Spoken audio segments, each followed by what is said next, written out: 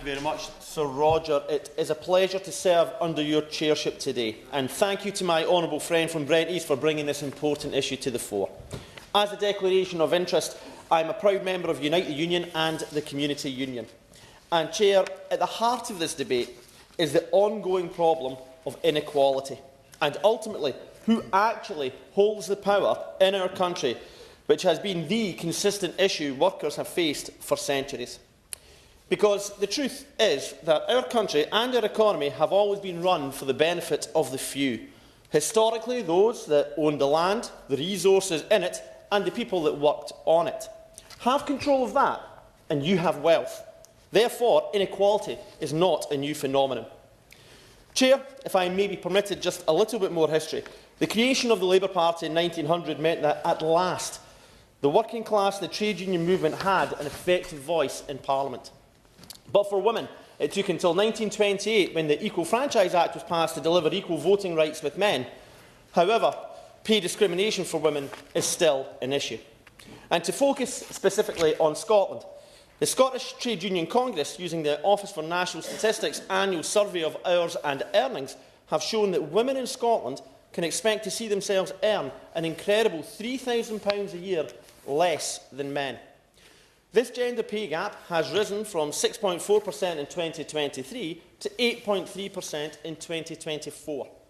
This is up by 30%, and while the typical Scottish male has seen their hourly pay increase by £1, a Scottish female has seen it increase in comparison by 74 pence.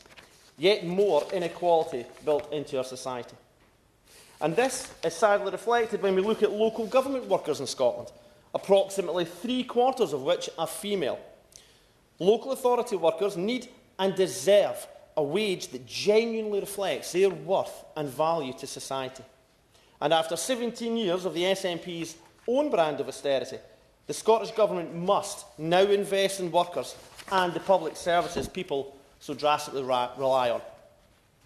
So, Chair, to finish, there was an article yesterday that described how a FTSE 100 boss hourly pay has now hit £1,298.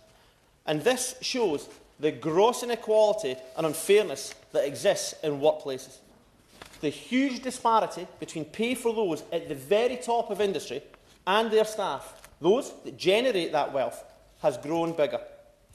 But we cannot look at pay equality just in isolation, because in the ongoing fight for a fairer society, multiple issues must be linked. As well as pay inequality, in Britain today, there are millions of people in the grip of food poverty, living in substandard housing, and overall in a society where there are many are the victims of tax injustice. We are still a country where the concentration of wealth and power continues to be in the hands of corporations and not ordinary working people. Because the truth is, the cost of living crisis hasn't gone away. But it's not a crisis for the banks or the supermarkets, the utility companies, or the individual oligarchs that have seen their wealth explode. Austerity and the cost of living crisis have been crises for the poorest, the most vulnerable, the most disadvantaged, and the working class. And thankfully, over the last 2 years, the British Labour movement has led the fight against insatiable corporate greed and avarice. The collective power of trade unions as an effective fighting force for workers' rights has thankfully been re-established. The fight for equality in the workplace and across society, just like the cost of living crisis, goes on.